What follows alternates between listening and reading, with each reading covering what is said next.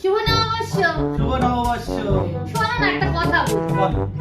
বলছি যে আজকে তো প্রথম দিন বাংলা মাসের, তো পয়লা বৈশাখে একটা কথা দিচ্ছি তোমার।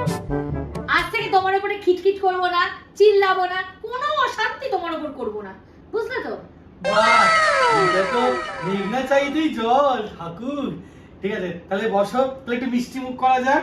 হ্যাঁ চলো, ঠিক আছে, নিয়ে আসো মিষ্টি। ঠিক আছে, আনছি, বসো।